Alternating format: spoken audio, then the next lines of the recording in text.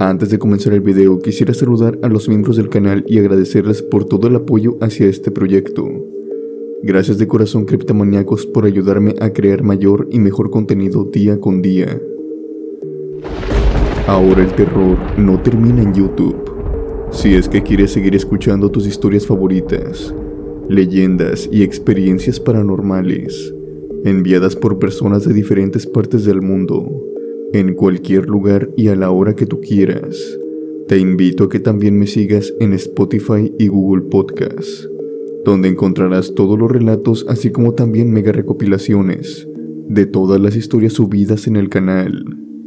Descarga los episodios y escúchalos durante una noche lluviosa o mientras haces recorrido en una carretera solitaria. Todo el contenido de la cripta embrujada, ahora en Spotify y Google Podcast.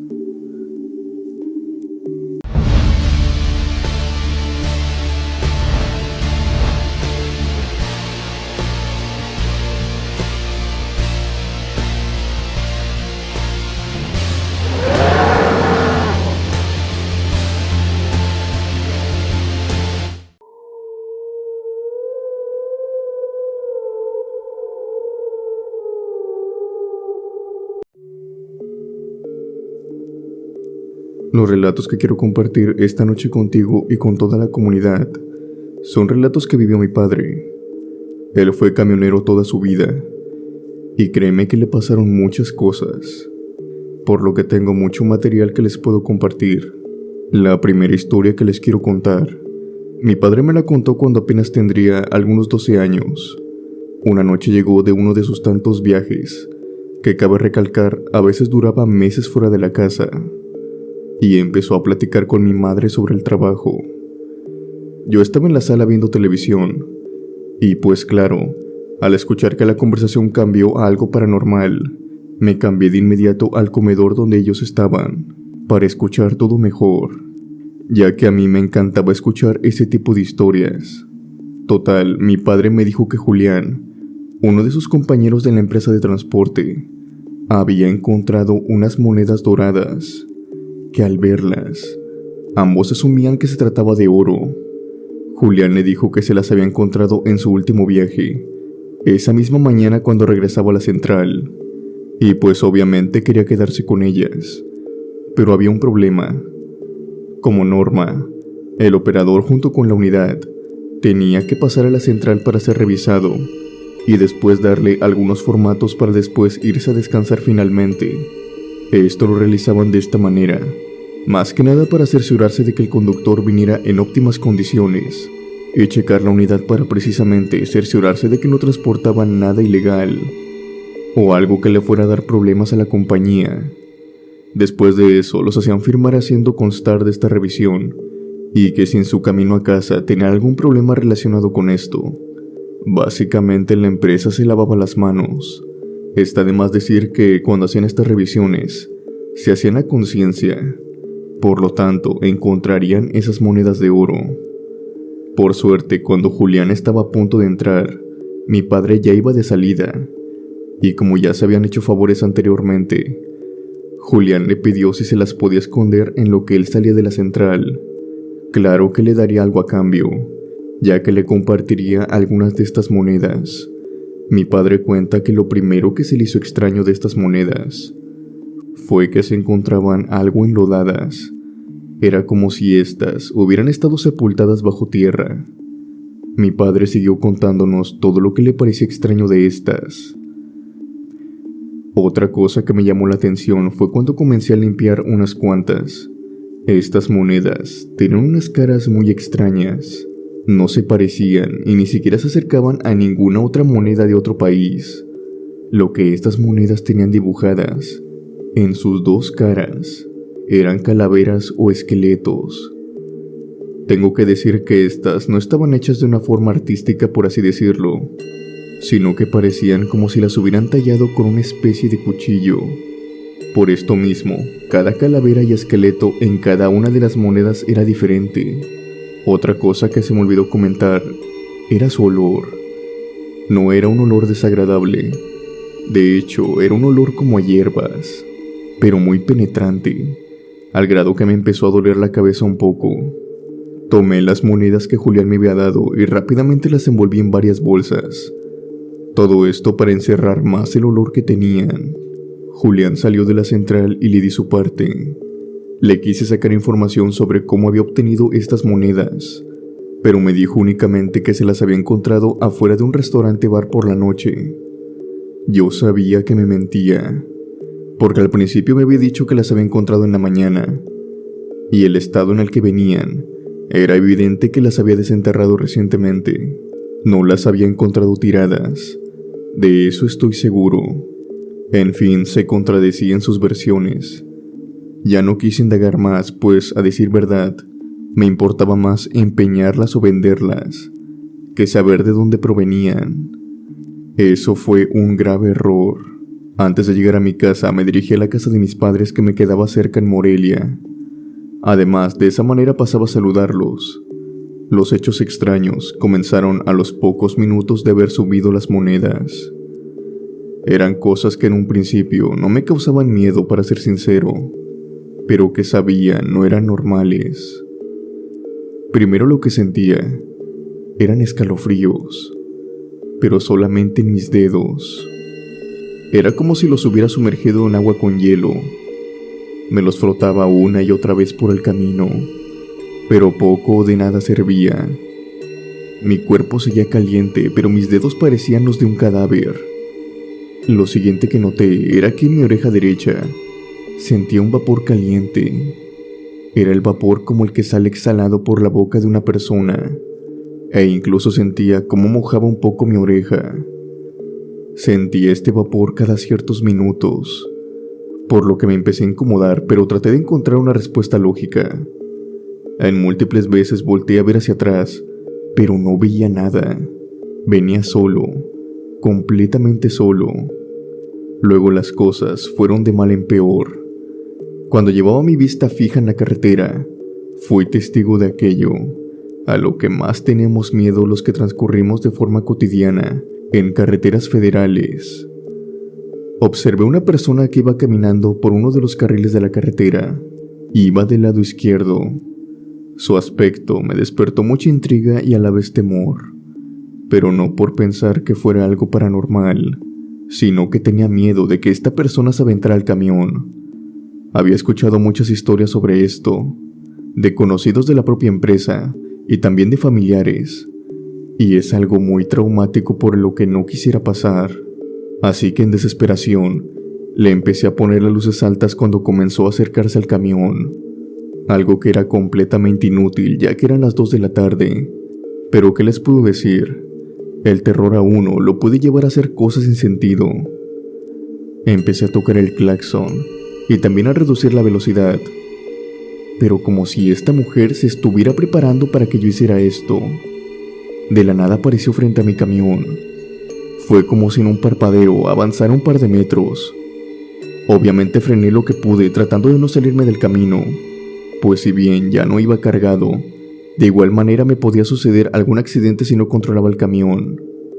Bajé de mi camión y revisé el frente. No había sangre o marcas de impacto. Esto me hizo sentir muy aliviado, pero al buscar a la mujer no la encontré por ningún lugar. Subí de nuevo a mi camión y seguí con mi camino.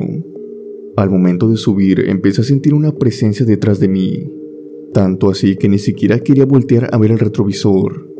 Traté de calmarme, encendiendo la radio y fumando, pero sentía que alguien venía conmigo. Llegué a casa de mis padres y traté de actuar normal, o al menos lo más normal que podía. Como de costumbre, siempre me duermo al menos unas 2 o 3 horas después de comer para seguir con el camino. Cuando estaba recostado, no pude dormir bien, o más bien me sentí incómodo. Cuando abrí mis ojos, vi a la misma mujer que se me había atravesado en la carretera. Se encontraba de cuclillas viéndome de cerca. Yo reaccioné de un salto y casi me caigo de la cama. Por otro lado, en la sala de mi casa se escuchó un fuerte grito. Era el grito de mi madre. Ella dijo que había visto a una mujer salir de su habitación. Ella dice que esta mujer tenía su piel pálida y verduzca. Sus ojos estaban completamente blancos, y lo que más le dio terror fue que ésta no tuviera pies. Pasó levitando de un extremo a otro. Mi madre se encontraba muy choqueada al igual que yo. Cuando decidí irme, abrí la puerta del camión y vi que las monedas estaban todas desbalagadas en el interior de este. Al recogerlas de nuevo, mis dedos comenzaron a congelarse y peor aún, a entumirse cada uno de estos, casi al borde que no podía cerrar la palma de mi mano. Tomé la mejor decisión, que fue retirarme un poco, y una vez encontrándome en la carretera, me bajé y enterré las monedas en la sombra de un árbol. Eso calmó todo lo que sentía. Comencé a sentirme mejor. La historia de mi padre no termina aquí. Esto nos lo contó cuando llegó, pero al paso de un mes, que fue lo que descansó, se encontró de nuevo con su amigo, el cual le había dado esas monedas. En un principio no le quiso decir nada sobre cómo las había encontrado, pero sí le dijo que lo mejor sería que las enterrara. Al cabo de unos días consiguió sacarle la verdad, ya que a final de cuentas no pudo deshacerse de ellas, ni vendiéndolas ni empeñándolas. Resulta ser que años atrás, ese amigo de mi padre había conocido y hecho trato con una señora que se dedicaba a la santería y vudú. Esta señora y él llegaron a tener una cierta relación de amistad, y esta mujer le confesó que guardaba cosas de valor enterrándolas en el porche de su casa. Vivía en una casa muy humilde, en la cual se podía entrar muy fácil. Esta mujer falleció a los meses, y el amigo de mi padre, tentado por su avaricia, ya sabrán lo que hizo. Saqueó las monedas que aquella budista según había enterrado para sus familiares. Y pues eso detonó en lo que pasó. Según esto, ese dinero no es que esté maldito en sí, sino que tiene una protección para no ser robado, y que si no eras la persona a quien legítimamente se la dejaron, bueno, pues pasarás por lo mismo que pasó mi padre. Ese día aprendí una lección muy buena. Nunca debes tomar lo que no es tuyo.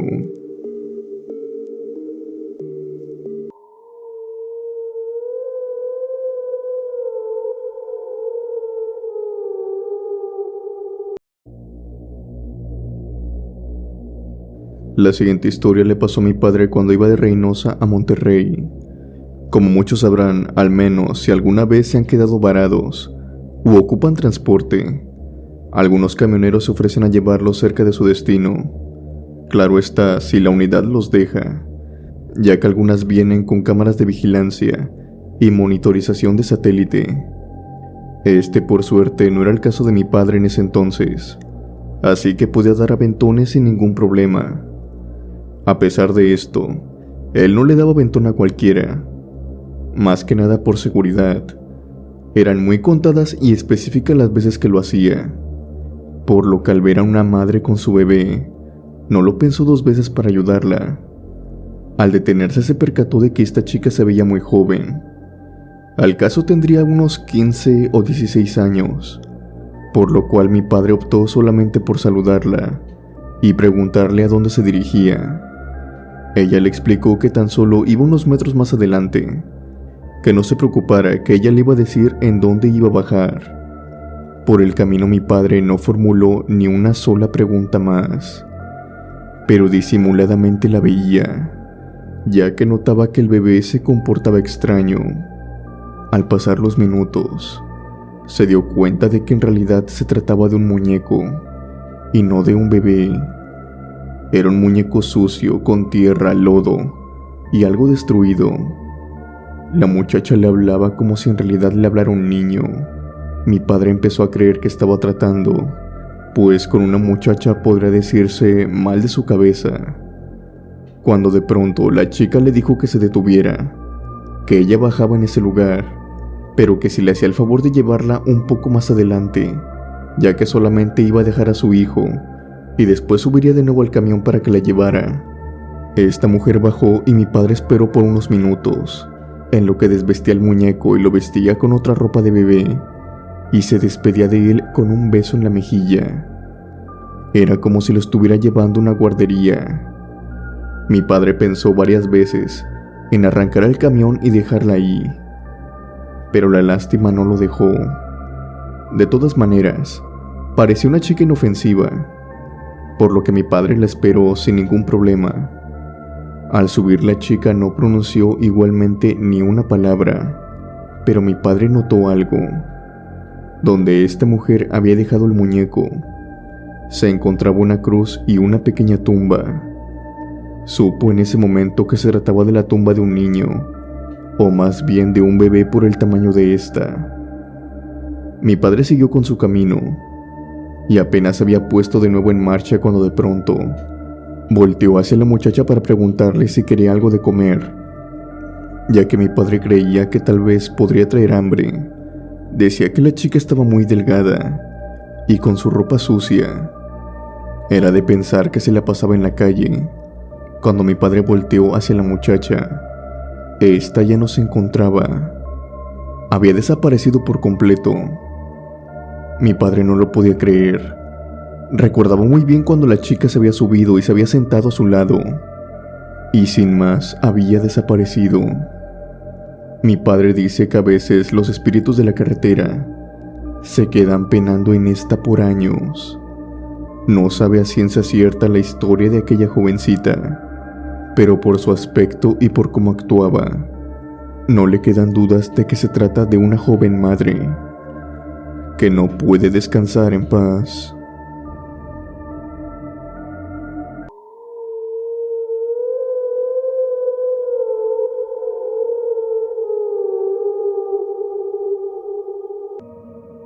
Quisiera contar una experiencia que me sucedió cuando iba con un primo mío. Recuerdo que era la boda de una de mis tías, y esta se iba a celebrar en la playa. Yo y mi primo el día anterior nos habíamos quedado en mi casa, en un pequeño convivio con amigos, por lo que éramos los únicos que faltaban en la fiesta por la noche. Mi primo conducía mientras yo aún me estaba arreglando en el auto. Íbamos a una velocidad algo elevada, pues nuestras madres ya nos habían marcado anteriormente que ya nos querían allá. Aparte de que en ese tiempo teníamos 15 años, e íbamos con el pendiente de que no nos detuvieran, porque a esa edad no tendríamos por qué estar conduciendo, sobre todo en una autopista, y además no portábamos ninguna identificación. En ese momento ya estábamos a punto de llegar a la boda. Estábamos transitando por la carretera de la playa, y la podíamos ver a nuestra derecha. Nosotros estábamos platicando mientras mirábamos la playa y nos distraímos, para cuando los dos volvimos a poner la mirada en la carretera. Vimos claramente como una mujer que iba vestida de blanco estaba parada enfrente de nosotros. Mi primo trató de frenar, pero a la velocidad que íbamos era prácticamente imposible de evitar el golpe.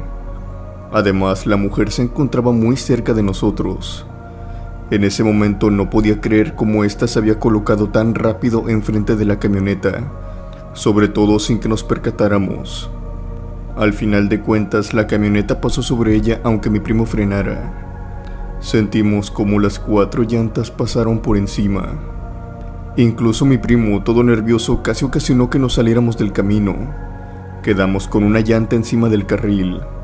Para nuestra mala suerte, venía un auto detrás de nosotros, y se trataba de una patrulla. Ya estábamos más que seguros que no llegaríamos a la boda. La patrulla se detuvo unos metros adelante, y de ella bajaron 2 oficiales con sus linternas. Yo y mi primo estábamos petrificados. De entrada habíamos arrollado a una persona, y por si fuera poco los policías se acercaban. Así que solamente nos quedamos dentro del auto sin mover ni un músculo, hasta que los oficiales llegaron a nuestra ventana. Mi primo bajó la ventana y los oficiales nos preguntaron si había estado buena la fiesta y que cuánto nos habíamos tomado. Nosotros le contestamos que no habíamos tomado. Ellos nos pidieron bajar del coche para hacernos la prueba del alcoholímetro y después nos preguntaron el por qué habíamos frenado, porque casi nos salíamos de la carretera. Nosotros no sabíamos qué contestar.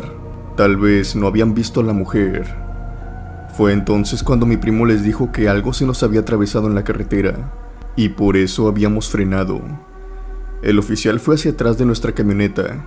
Yo recuerdo que en ese momento yo estaba sudando frío. Después, cuando volvió, nos dijo: sí, Ya vi que se les atravesó. Se llama bache y se supone que tienes que bajar la velocidad cuando pasas por encima de él.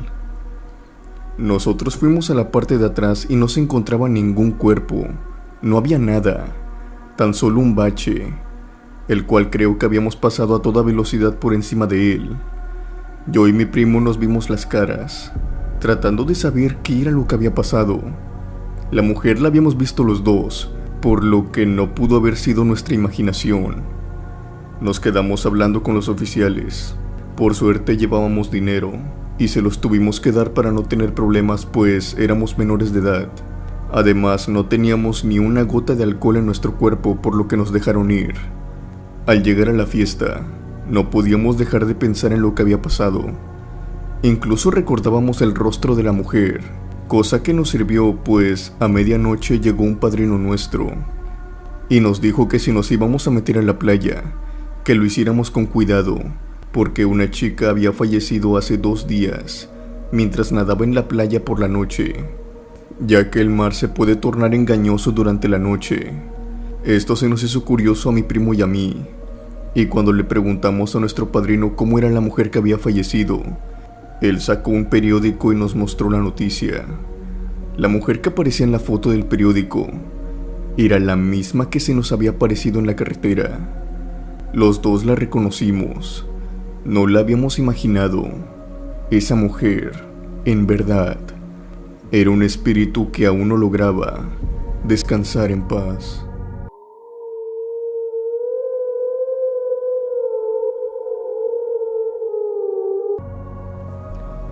Hola cripta y hola a toda la comunidad. Este relato me sucedió en mi horario de trabajo.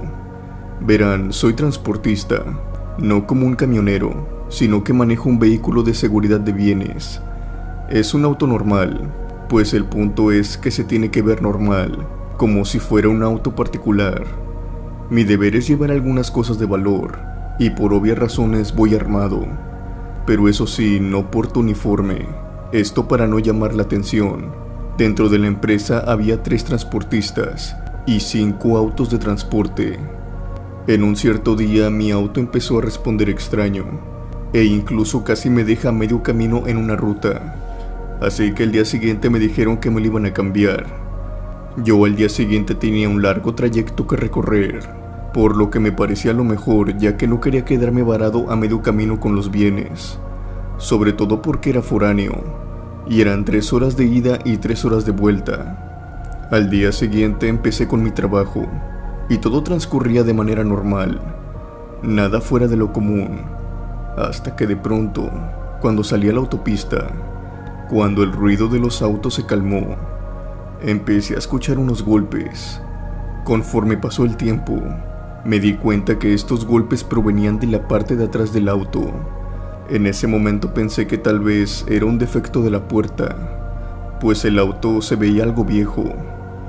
Los golpes continuaron, pero ahora se le sumó un hedor nauseabundo, tanto que saqué un poco de loción que traía y empecé a rociarlo por todo el auto.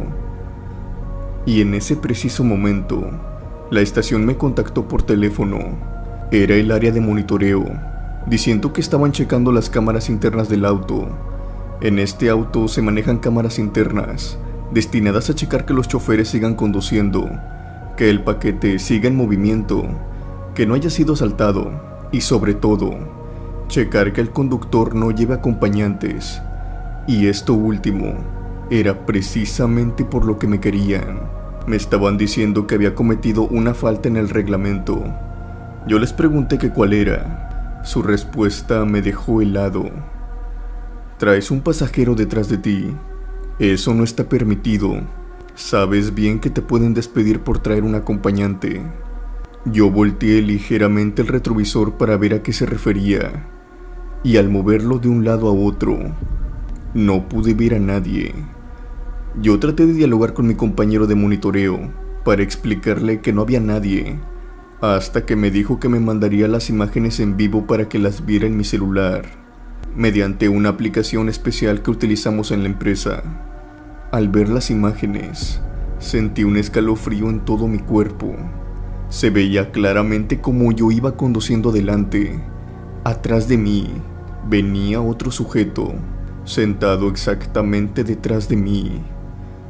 Yo, con una voz temblorosa, casi incluso al punto del llanto, le volví a decir que yo no venía acompañado de nadie. Este me empezó a cuestionar, cuando de repente, frente a él y a mí, que también estaba viendo la cámara de mi celular, este hombre desapareció, y con él junto el olor y los ruidos. Hubo silencio en la llamada, y después de un tiempo mi compañero me dijo que fuera con cuidado. No voy a mentir que los siguientes minutos se me hicieron largos, pero en el camino de regreso, de nuevo ese hedor hizo presencia. Sabía que no venía solo. Ese hombre estaba sentado nuevamente atrás de mí, por lo que traté de ignorarlo. Incluso ya no me llamaron. Creo que tanto el de monitoreo como yo sabíamos de qué se trataba. Al llegar no conté nada sobre el tema y pedí mi auto de regreso. Por suerte ya estaba listo. En un principio pensé que era el auto y no me equivoqué. Tiempo después supe que un compañero había fallecido en ese mismo auto debido a un accidente automovilístico en el mismo kilómetro donde este ser se me apareció.